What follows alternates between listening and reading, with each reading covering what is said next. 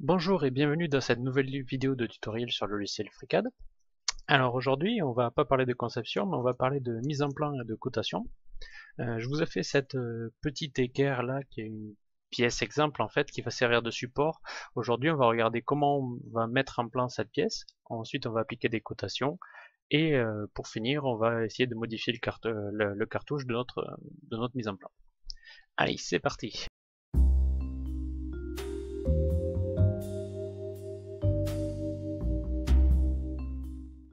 Alors, premièrement, pour mettre en place cette pièce-là, il va falloir changer et aller il va falloir aller dans le module correspondant, qui est le module Drawing. Donc vous allez dans l'onglet de tous les ateliers ici en haut, et vous choisissez l'atelier Drawing. Hop. Une fois que vous êtes dans Drawing, la première chose à faire, c'est de choisir sur quel type de feuille vous voulez faire votre mise en plan. Ici, il vous propose une feuille A3, vous pouvez choisir A3, A4, ce que vous voulez. Je vais prendre une A4 en format paysage.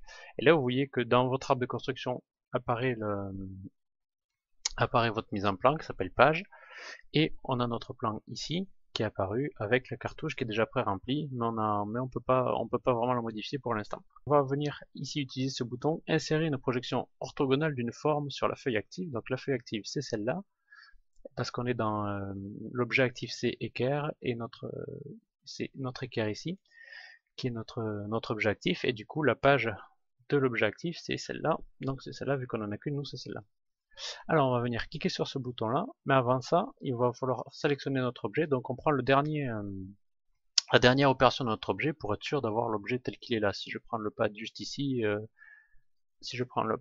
je vais faire la mise en plan de ça, et c'est pas ce que je veux, donc il faut vraiment que je prenne hop, la dernière opération de mon arbre de construction. Une fois que c'est sélectionné, je clique sur insérer une projection orthogonale. Hop, une fois que c'est fait, on peut peut-être remettre ça en plein écran. Je zoome et je vois qu'à gauche, à la place de l'arbre de construction, je suis dans la tâche, insérer une projection orthogonale, et j'ai plusieurs options. La première étant le type de projection américaine ou européenne.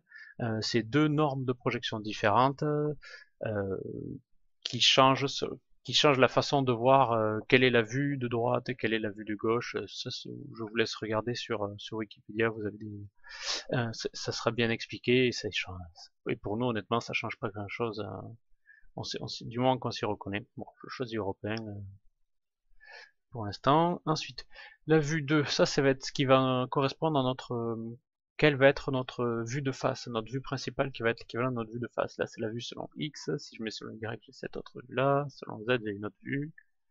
Donc, je vais garder celle-là comme vue de face, ou peut-être celle-là. Peut-être que ça, c'est plus pertinent. Allez, pourquoi pas. Alors, axe aligné à droite. Là, ça va définir en fait l'orientation de notre vue de face. Si je change, vous voyez que je garde la même vue de face, hop, mais je change son orientation.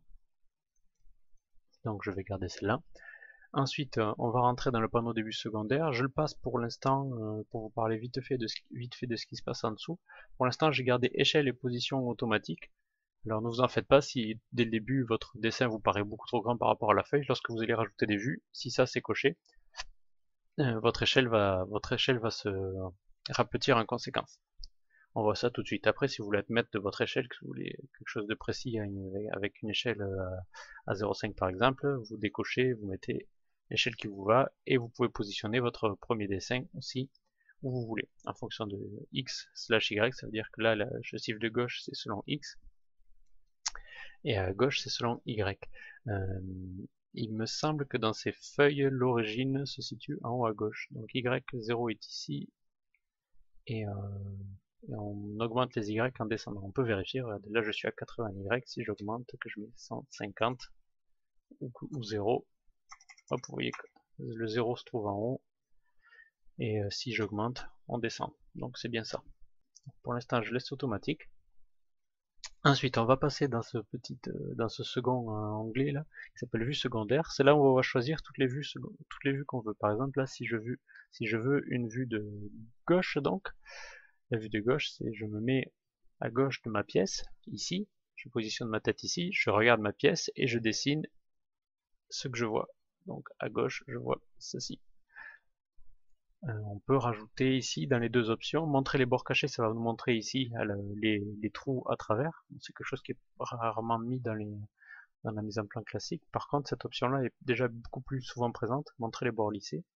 On va voir ici le trait qui représente le début de mon ici, le début de mon arrondi.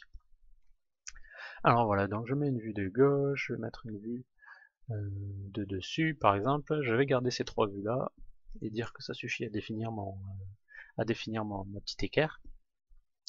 Alors voilà pour ma mise en plan. Une fois que j'ai fini, je peux cliquer sur OK. Donc ma mise en plan étant maintenant terminée, j'aimerais bien faire rajouter des cotes et rajouter la cotation à toute cette partie là. Alors pour ça, il va falloir changer d'atelier, il va falloir trouver l'atelier cotation.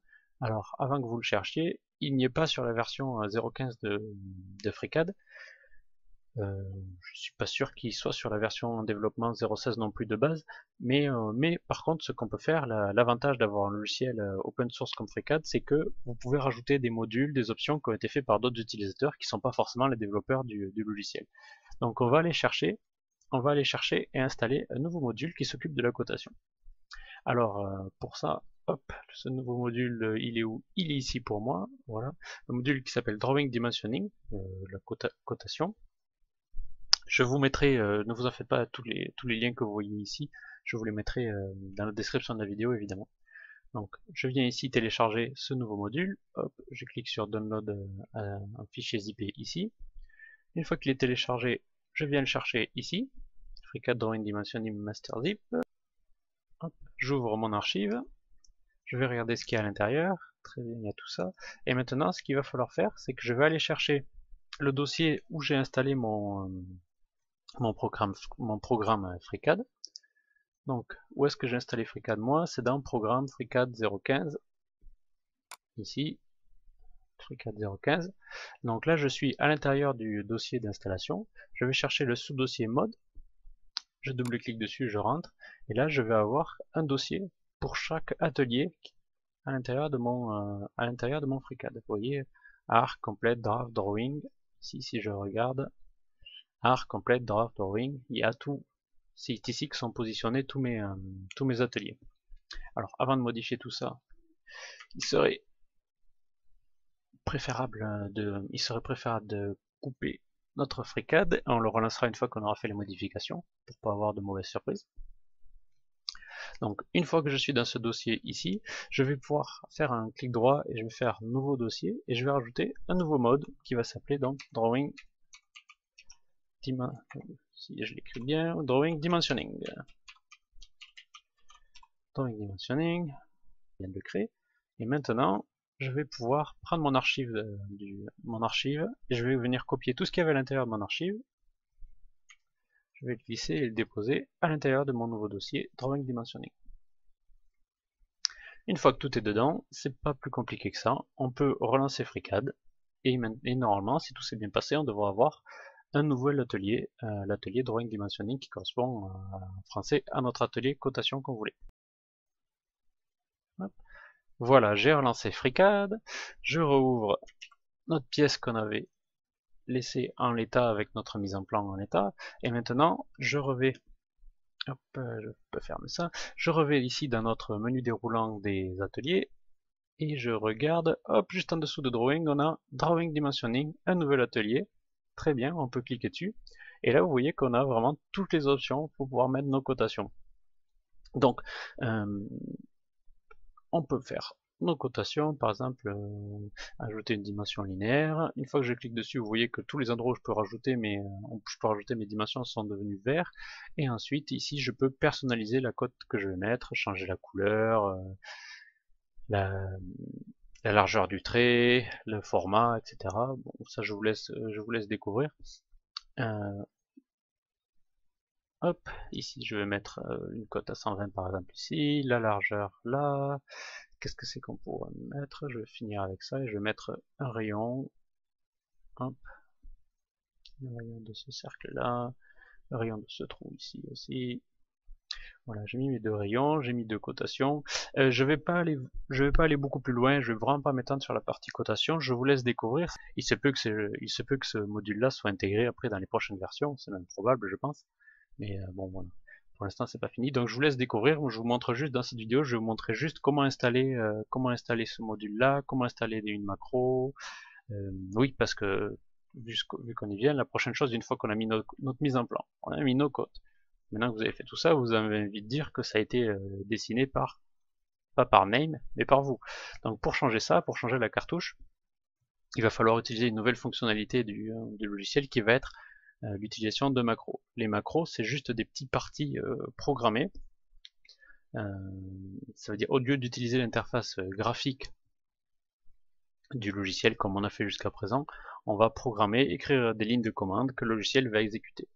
Donc on peut, la grande utilité de ce genre de choses là, c'est que c'est plus facile de partager une macro, une partie de programme. Vous faites un copier-coller d'un macro que vous pouvez partager sur un forum ou autre, et vous l'intégrez, vous la lancez sur votre logiciel et vous avez la même chose, plutôt que quelqu'un vous dise allez cliquer ici, faites une distance de tant de millimètres, revenez.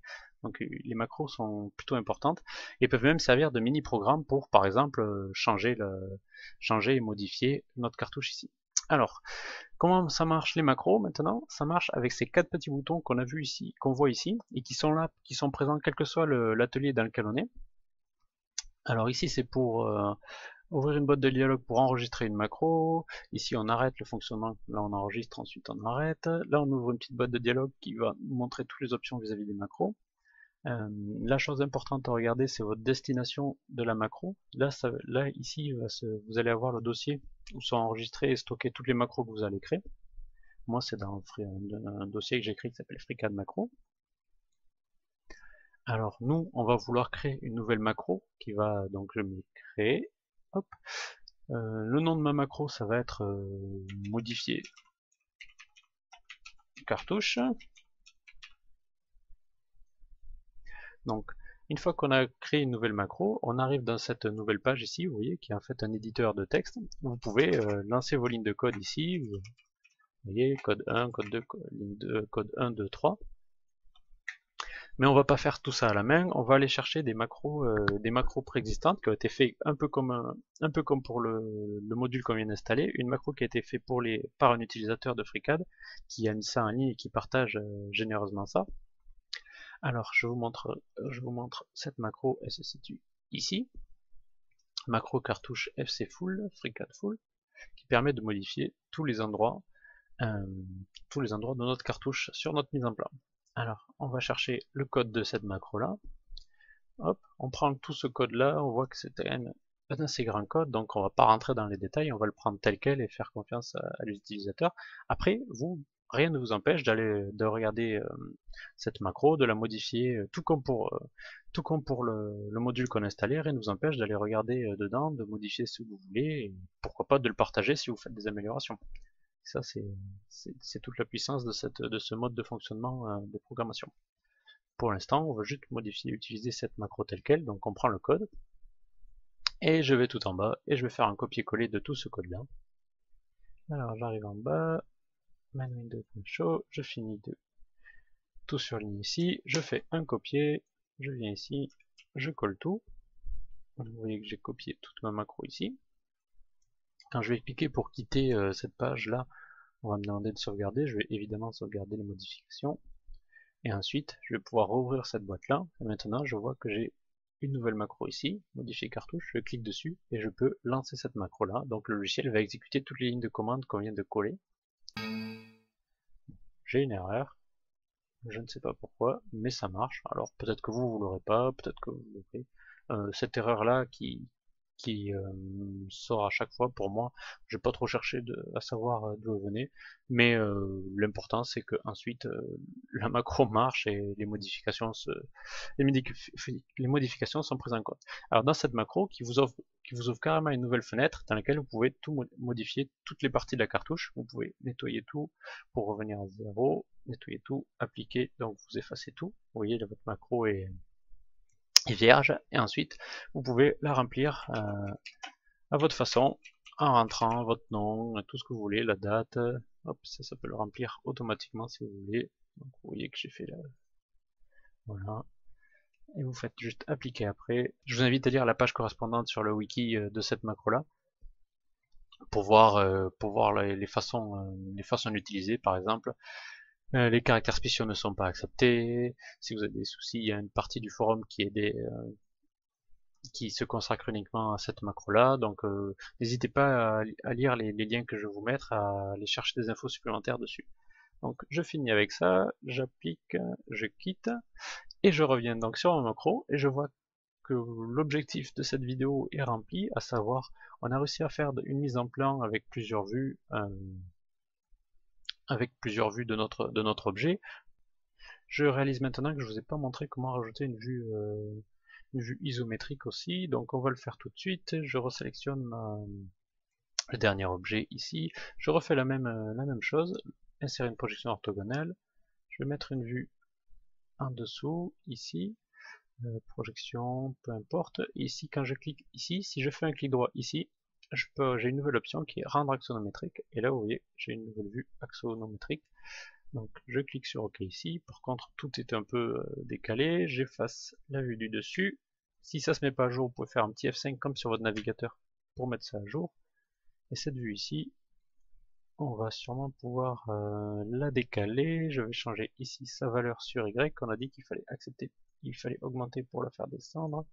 Je mets ça à 180, voilà, et scale 0,30, voilà, peut-être un peu moins, voilà. Voilà pour ajouter une vue isométrique en plus. Je crois qu'on a fait le tour de tout ce que je voulais vous montrer. Alors dans chacune des opérations qu'on a vues, je suis pas allé très loin. C'est voulu de ma part, hein, donc je vous laisse découvrir toutes ces pour la macro, comment elle a été faite, regardez par vous-même ce qu'il vous faut, ce qui vous manque ou pas. Pareil pour la cotation, comme c'est des choses qui ont été faites par des personnes tierces, je veux pas, et pas du tout par moi, je veux pas trop. Je veux juste vous montrer comment s'en servir et comment les installer, et après, entre guillemets, je vous laisse vous débrouiller avec.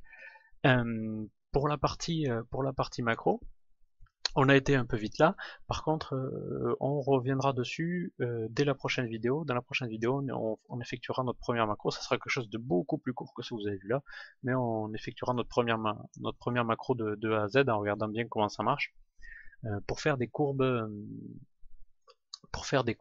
dans des courbes 3D en fait. Voilà, donc oui, pour la prochaine vidéo on s'occupera des courbes et de l'atelier draft. Oui, de l'atelier draft. Voilà, encore un nouvel atelier pour la prochaine vidéo. Voilà, je vous remercie de m'avoir suivi. Comme d'habitude, si ça vous a plu, n'hésitez pas à vous abonner, vous me laissez un petit commentaire si vous avez des suggestions ou autres. Moi, je vous dis à très bientôt. Bye bye.